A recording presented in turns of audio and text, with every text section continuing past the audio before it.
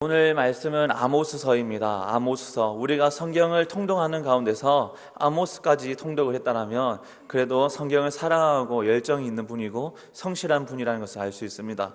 그처럼 우리가 아모스서는 구약의 마지막 부분에 있는 소선지서 가운데 한 권입니다. 또한 우리가 성경을 읽고자 할 때에 구약부터 시작하다가 구약이 어렵다고 생각해서 신약부터 시작할 경우가 있습니다. 그렇게 해서 신약도 어디까지 가는가? 보통 사도행전이나 로마서에서 그 흐름을 끊길 때가 많습니다. 그처럼 오늘 우리에게 아모스서는 조금 생소할 수도 있습니다. 특히나 우리 학생들에게는 아모스서가 굉장히 생소한 선지서이기도 합니다. 먼저 선지서에 대해서 나누면 하나님께서 하나님의 사자를 보냈는데 그러한 사자를 선지자라고 명하였습니다. 이 선지자들은 하나님의 말씀을 대언하는 자로서 이스라엘 백성과 또한 그 주변 국가가 어떻게 나아가야 될지, 그러면 지금 상태가 어떠한 상황이 있는지 진단하고 판단했으며 또한 다시 돌아오라라고 말씀하는 부분이 바로 선지서의 주요한 부분이었습니다. 오늘 아모스서도 역시 오늘 우리가 함께 읽었던 것처럼 이방 나라에 대해서도 하나님의 계획이 있고 이방 나라 역시 하나님의 다스림 가운데 있다라는 것을 볼 수 있습니다. 하지만 우리 사람은 누구에게 지배를 당하거나 그 다른 외부의 압박으로 인해서 살아가는 것을 굉장히 싫어합니다. 그처럼 신앙생활 가운데서도 하나님보다는 내가 원하는 것, 내가 하고 싶은 것을 먼저 나아가는 것이 대부분의 사람입니다. 오늘 본문을 보시면 이방 민족들이 왜 이러한 하나님의 진노와 심판을 받게 될 것을 선포가 되는지 한번 살펴보고자 합니다. 먼저 오늘 제목 서문이라는 제목을 나누었습니다. 서문, 그리고 이 서문을 영어로 하면 프롤로그로 합니다. 저도 프롤로그 영어를 찾아볼 때 스펠링이 조금 어렵더라고요. 그래서 영어로 안 하고 한글로 했습니다. 그래서 프롤로그라는 것을 조금 살펴보면 서문, 프롤로그 이 단어의 뜻은 머릿말입니다. 머릿말. 우리가 책을 읽을 때 머릿말이라는 그 부분이 있습니다. 머릿말은 또한 무엇을 담고 있습니까? 이 책의 저자가 하고 싶은 말과 나아갈 방향을 간단하게 정하여서 그것을 알려주는 것을 머릿말이라고 합니다. 그처럼 오늘 아모스서의 1장은 머릿말에 가깝습니다. 하나님께서 이 프롤로그 머릿말 가운데서 왜 이러한 일을 너희에게 나타낼 것을 말하느냐, 또한 왜 이러한 일을 하느냐, 이러한 것이 바로 1장에 담겨 있다는 것입니다. 그렇다면 1장 이후에 있는 내용이 하나님이 진짜 하나님의 목적을 가지고 나타내는 일이라고 볼 수 있습니다. 이 프롤로그는 연극에서도 많이 사용됩니다. 극이 시작되기 전에 극에 출연하는 많은 배우들이 등장해서 우리 이번 작품은 어떻게 나아갈 것이며 어떻게 해서 이러한 관점을 가지고 바라봐 주시길 바랍니다라고 분명히 말합니다. 아모스서, 왜 하나님이 아모스를 통하여서 왜 이 선지자를 택하여서 이스라엘뿐만 아니라 이방에 하나님의 따끔한 하나님의 무서운 진노와 심판을 말씀하시는지 오늘 한번 귀 기울여서 나누기를 바랍니다. 1절 말씀입니다. 1절 말씀에 유다왕 우시야의 시대, 곧 이스라엘 왕 요아스 아들 여로보암 시대, 지진 전 2년에 드고와 목자 중 아모스가 이스라엘에 대하여 이상으로 받은 말씀이라. 보통 선지서들은 이 선지자들을 말할 때에 누구의 아들 누구라라고 말합니다. 우리가 전에 나누었던 호세아서도 역시 그렇게 시작합니다. 어떤 이의 아들 누구라라고 이렇게 시작하는데 오늘 아모스서에는 그 아모스의 아버지가 누구인지는 정확하게 밝히지 않습니다. 하지만 이 아모스가 누구인가는 말하고 있습니다. 드고아라는 지역에서 목자 중에 한 사람이라는 것입니다. 목자, 우리가 잘 알듯이 목자는 왕궁에서 공부를 하는 사람이 아닙니다. 왕궁의 대신이 아니고 신관도 아니고 제사장도 아닙니다. 즉, 이 드고아 사람 아모스는 특별한 지도를 받은 사람이 아니라는 것을 1절에서 볼 수 있습니다. 하지만 이 아모스가 실제 존재했던 사람이며 이 사람이 어느 시대의 사람인지 밝혀주고 있습니다.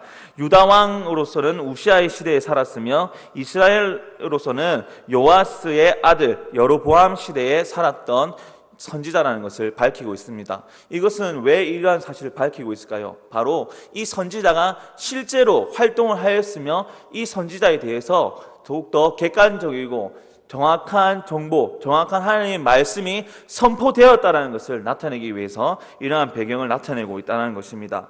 이러한 배경을 살펴보면 북이스라엘과 유다 나라는 하나님의 세운 왕과 하나님이 세우지 않은 왕이 있었습니다. 물론 모든 권력과 지배자들은 하나님이 세우지만은 하나님을 아는 자들, 하나님께 순종하는 자들과 하나님께 순종하지 않는 자들로 그 왕조들이 나누게 됩니다. 북이스라엘에서는 하나님을 따랐던 왕은 몇 명밖에 되지 않습니다. 한 명 내지 두 명이 하나님 말씀을 경외하였고 나머지 왕들은 그의 악행대로 그의 아버지의 악으로 그 삶을 살았다는 것을 알 수 있습니다.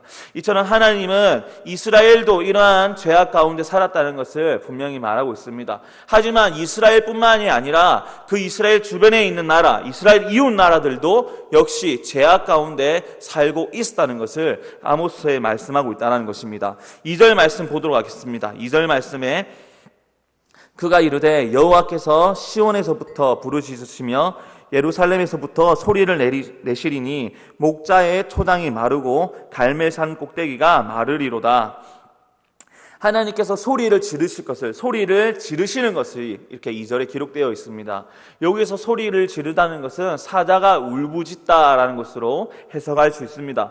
사자가 울부짖는 이유가 있습니다. 그가 배고프거나 그가 큰 일을 행할 때 사자가 울부짖고 그의 포효를 나타내는 것을 알 수 있습니다. 이처럼 하나님이 그 사자와 같이 울부짖는다라는 것은 하나님의 뜻이 이루어질 것이다, 하나님이 큰 일을 할 것이라는 것을 2절에 암시하고 있다는 것입니다. 하나님은 이 아모스를 통해서 하나님의 큰 일을 나타내실 것을 분명히 선포하고 있습니다. 우리가 잘 알다시피 북이스라엘에서 하나님의 선지자들이 활동할 때에 단 한 사람의 선지자 엘리야와 그리고 미가야가 그 바른 말을 할 때에 주변 사람들은 그의 말씀을 귀 기울이지 않았습니다. 오히려 아합 왕은 그가 따르던 바알의 선지자들과 또한 이후에 바알의 선지자가 죽은 이후에 자신의 듣고 싶은 말을 아는 400명의 선지자들의 달콤한 소리만 귀를 기울였습니다. 그처럼 우리 사람과 왕과 모든 사람들은 자신이 원하는 말씀에는 달콤한 소리로 듣지만은 자신이 원하지 않는 일, 자신이 원하지 않는 결과에 대해서는 받아들이지 아니하는 것이 있습니다. 오늘 말씀에서도 많은 사람들이, 많은 나라가, 이스라엘도 아모스에 대해서 그가 그냥 목자 중에 한 사람이지 아니면 그 생뚱맞게 촌에서 올라온 시골뜨기지라고 생각하였지 하나님의 선지자로 생각하지 않았다는 것입니다. 3절 말씀을 보도록 하겠습니다. 이제 3절 말씀부터 하나님이 어떻게 심판을 하실 것인지 자세히 등장하고 있습니다. 3절 말씀을 보시면 여호와께서 이와 같이 말씀하시되 다메섹의 서너 가지 죄로 말미암아라고 기록되어 있습니다. 이 다메섹 한 도시의 이름입니다. 신약 성경에서도 유명한 곳으로 유명합니다. 다마스커스라고도 오늘날에도 사용되는 지명이고 그리고 다메섹이라고 성경에는 기록이 되어 있습니다. 이 다메섹은 어느 나라의 도시일까요? 바로 구약 성경에서는 아람이라는 나라의 도시입니다. 이 아람의 도시 다메섹은 어떠한 도시인가 하면 아주 무역과 정치와 문화가 많이 발달된 지역이었습니다. 즉 외국 문물이 많이 오가면서 교류가 깊은 지역입니다. 우리가 한국 역사를 공부할 때도 우리가 아라비아와 무역하였던 그 실크로드를 잘 알고 있습니다. 실크로드 중간중간에 있는 도시들은 동양과 서양의 많은 문화와 문물 그리고 경제가 매우 발달된 지역으로 잘 알고 있습니다. 어찌 보면 이 실크로드에 있는 도시들과 마찬가지로 이 다메섹도 중동과 유럽과 많은 지역을 이어가는 가운데서 중심 요지였습니다. 그러므로 정치와 문화와 경제가 매우 발달된 아주 좋은 도시라고 생각할 수 있습니다. 하지만 사람에게 이러한 좋은 환경이 주어지면 사람은 좋은 환경에 취해질 때가 많습니다. 이 다메섹에서 어떠한 일이 있었는가? 이 다메섹은 이러한 많은 발달 가운데서 그들이 따르는 많은 문화들 뿐만 아니라 교류 가운데서 외국 문화가 많이 들어왔습니다. 즉 종교도 역시 한 종교만 있었던 것이 아니라 여러 가지 종교들이 나왔고 그 종교들 가운데 많은 우상들 그리고 다신을 섬기는 많은 종교들이 생겼습니다. 그 가운데서 하나님을 아는 자들도 있었지만은 하나님을 모르는 자들이 더 많았고 하나님을 모르는 자들 가운데서도 다른 잘못된 죄악 가운데 살아가는 사람들이 많았다는 것을 생각해 볼 수 있습니다. 이 아람의 수도 그리고 중심 도시인 다메섹은 그 교육으로 유명한 발달된 가운데서 하나님을 거스르기 시작했습니다. 하나님을 거스르는 도시로 살아갔고, 또한 제약 가운데서 사람의 욕심과 사람의 목적을, 우리가 살아가는 목적, 잘못된 목적을 나아가는 곳으로 점점 더 빠져갔습니다. 또한 이 아람 나라 가운데서 길르앗이라는 지역도 있습니다. 이 길르앗, 우리가 성경에서 잘 알다시피 길르앗은 무엇으로 유명합니까? 길르앗의 향료로 유명한 도시입니다. 이 길르앗의 향료는 아주 기중품이었으며, 또한 성경에서도 향료뿐만이 아니라 우거진 숲으로, 수목이 울창한 곳으로 잘 알려져 있습니다. 그렇다면 당시 건축 기술을 볼 때에 이 길르앗은 울창한 수목이 있다라면 건축 자재가 많다는 것입니다. 목재가 많음으로써 이 길르앗 역시도 풍성한 지역으로 잘 알 수 있습니다. 이러한 아람, 즉 수리아는 이스라엘을 침략하고 이스라엘의 많은 것을 빼앗아가며 이스라엘을 혼탁하게 했습니다. 그 결과 하나님은 이 다메섹 아람 나라를 심판하실 것을 오늘 아모스에게 분명히 말씀하십니다. 4절과 5절 말씀을 보시면 하사엘의 집이라고 등장합니다. 4절 말씀에 하사엘이 누군지 알고 계십니까? 성경에 등장합니다.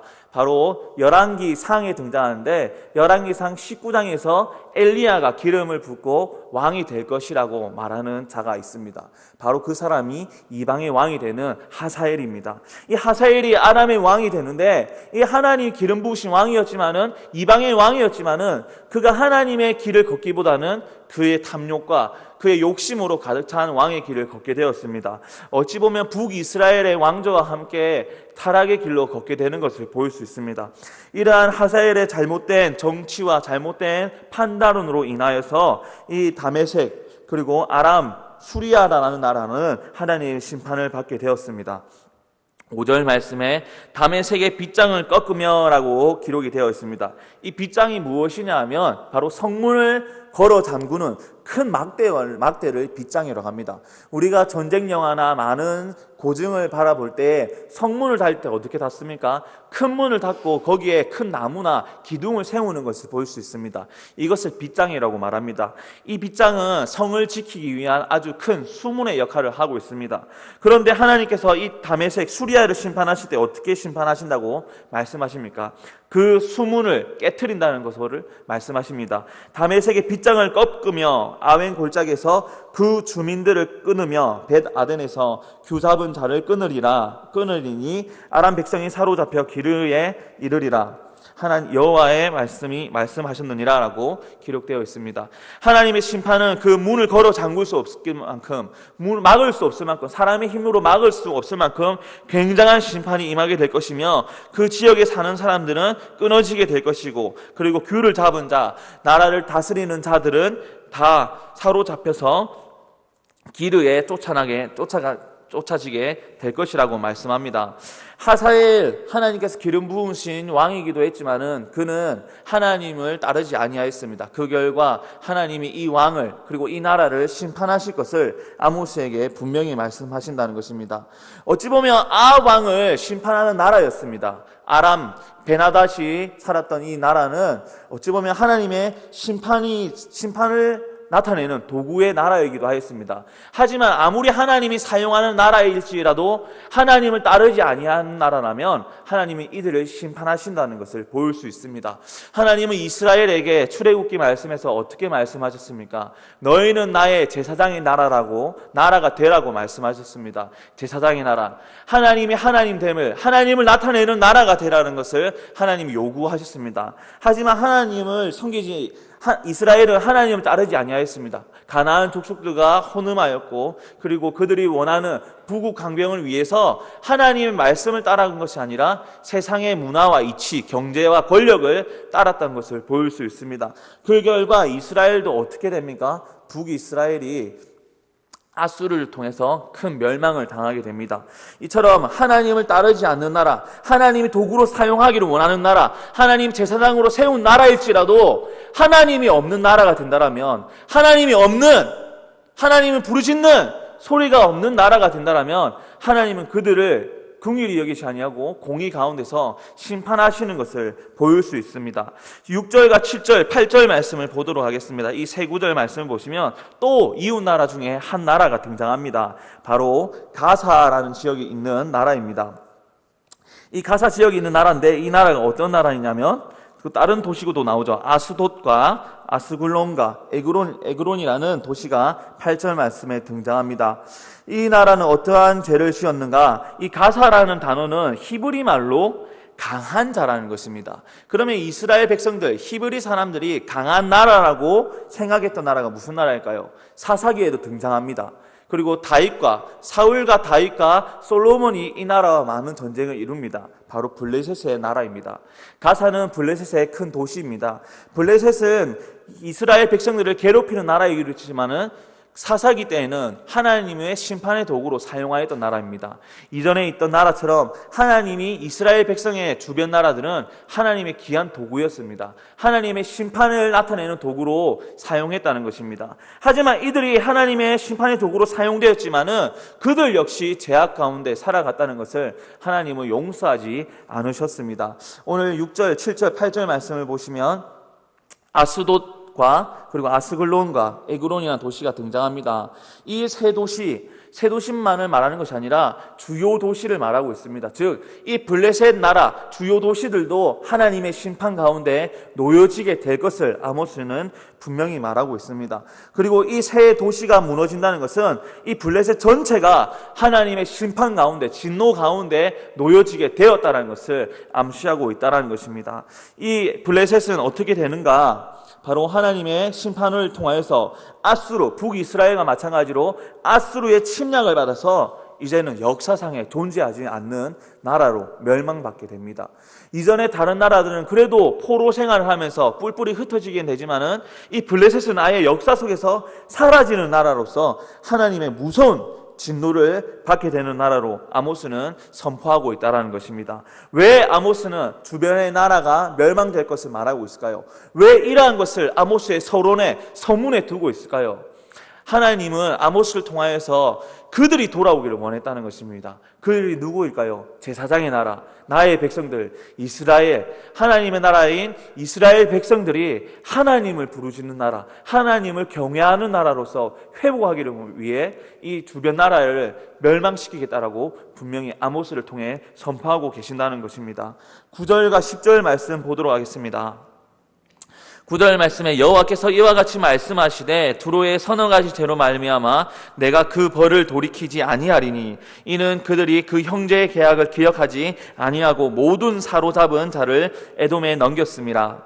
하나님께서 이제 또 두로를 심판하시겠다고 말씀하십니다. 이 두로는 어떤 나라냐면 다윗이 성전을 지을 때에 이 두로 히람 왕의 큰 도움을 받습니다. 백향목도 받게 되고 또한 기술을 가진 기술자들도 이스라엘에 와서 이 다윗의 왕궁을 짓는데 큰 도움을 줍니다. 또한 다윗뿐만이 아니라 이 다윗 후에 솔로몬 왕 때에도 그 성전을 지을 때에도 이 기술공들이 큰 기술을 노력하여서 성전에 성물을 넣기도 하고 또한 성전을 짓는데 큰 도움을 주기도 합니다. 이처럼 두로는 이스라엘과 가까운 나라로 생각할 수 있습니다. 다윗 때에도 큰 도움을 주고받았으며 또한 솔로몬 때에도 주고받았다는 것을 볼 수 있습니다. 이처럼 역사 가운데 이 두로는 이스라엘의 형제 나라로서 귀한 쓰임을 받기도 하였습니다. 그리고 이스라엘과 조약을 맺었던 두로는 서로 침략하지 않으며 서로 자기들의 백성들을 노예로 삼거나 팔지 않겠다라는 조약을 맺기도 하였습니다. 하지만 사람은 눈앞의 이득에, 사람은 눈앞의 이윤에 눈이 멀 때가 있습니다. 우리 마음이 움직일 때가 있습니다. 배신을 할 때가 있다는 것이죠. 그처럼 이 두로는 자신의 나라의 이득을 위해서 또한 자신의 나라의 영원 평안을 위해서 이스라엘을 배신을 합니다.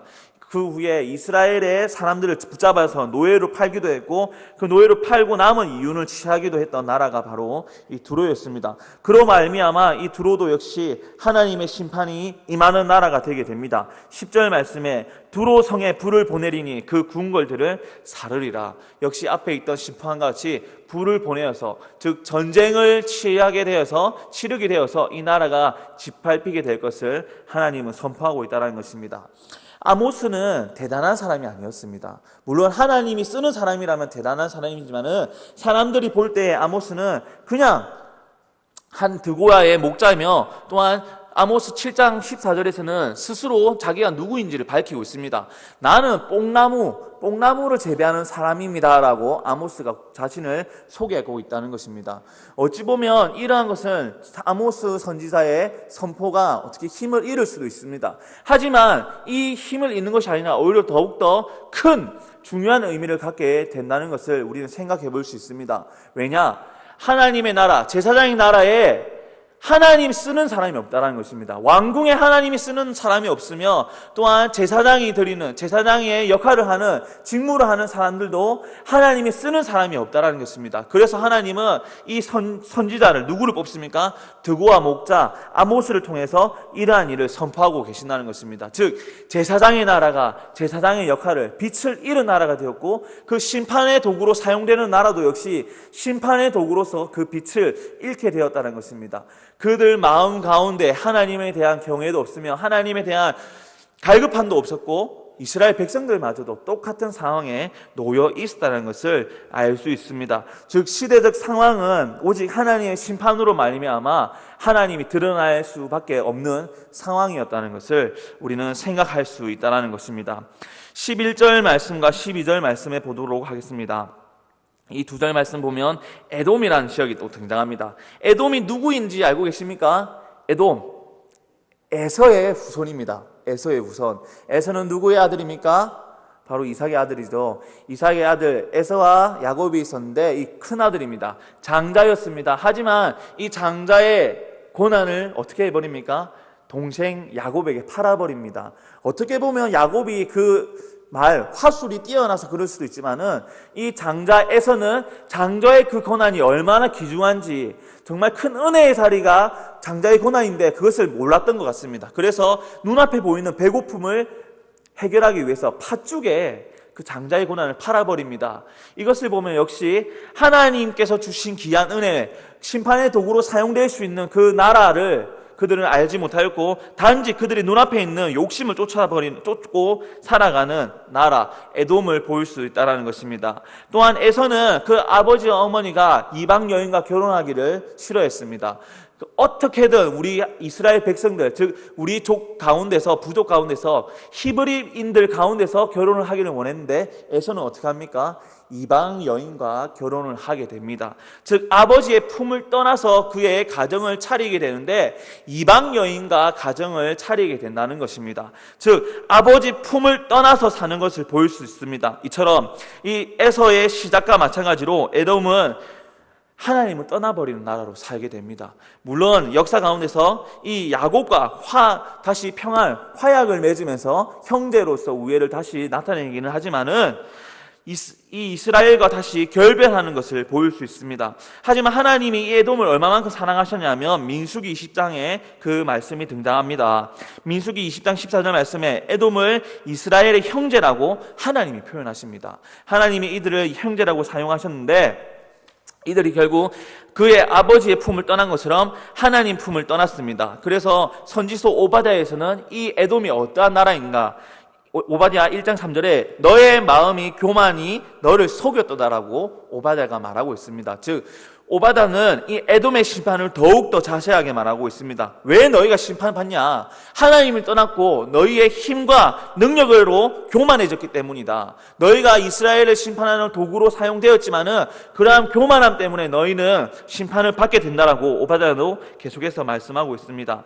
13절과 14절, 15절에는 암몬이라는 나라가 등장합니다. 이 암몬 역시 하나님의 은혜 가운데 있었던 나라입니다. 이 민족의 시작이 어떻게 되었냐면 이들은 창세기 19장이 등장합니다. 롯의 작은 딸의 아들로서 등장합니다. 벤암미라는 아들을 낳는데 이 벤암미가 암몬의 조상이 됩니다. 그리고 암몬도 역시 하나님께서 이스라엘을 통해서 진노 가운데 두지 않고 그들을 살려두시는 은혜의 긍휼을 입은 민족으로 기록되어 있습니다.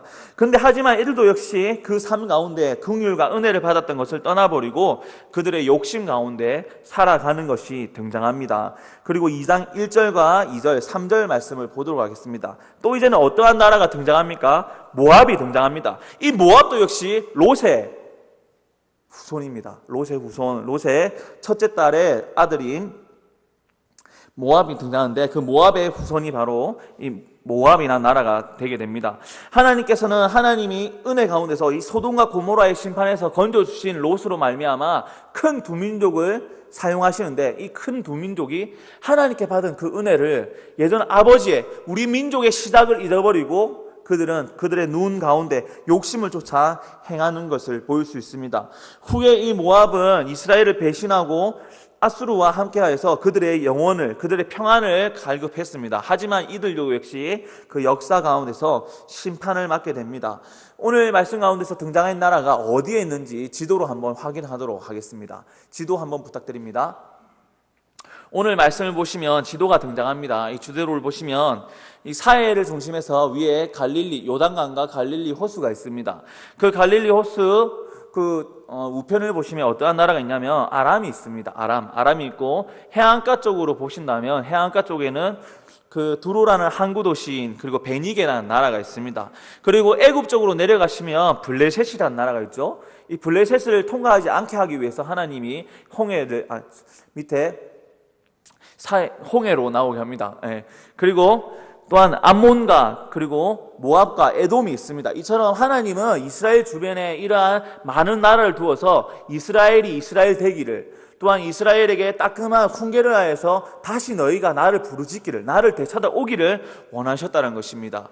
하나님은 왜 이러한 나라를 주변 나라에 두셨을까요? 또한 이스라엘을 통하여서 하나님의 하나님됨을 알게 하기 위해서 이 주변 나라, 하나님의 은혜를 입은 민족을 두게 하셨다는 것입니다. 하지만 제사장의 나라가 제사장이 되지 못한 이후에 이 주변 나라들도 역시 그들의 삶을, 인간의 욕심을 쫓아 행했다는 것을 보일 수 있습니다. 로마서 한번 말씀을 찾아보도록 하겠습니다. 로마서 말씀을 보시면 로마서 3장 10절과 18절까지 말씀을 찾아보도록 하겠습니다. 신약성경 로마서입니다. 제가 보는 성경에는 241쪽에 있습니다. 로마서 3장 10절부터 18절 말씀까지 한 절 한 절씩 교독하도록 하겠습니다. 10절 말씀 제가 먼저 읽겠습니다. 기록된 바 의인은 없나니 하나도 없으며 다 치우쳐 함께 무익하게 되고 선을 행하는 자는 없나니 하나도 없도다.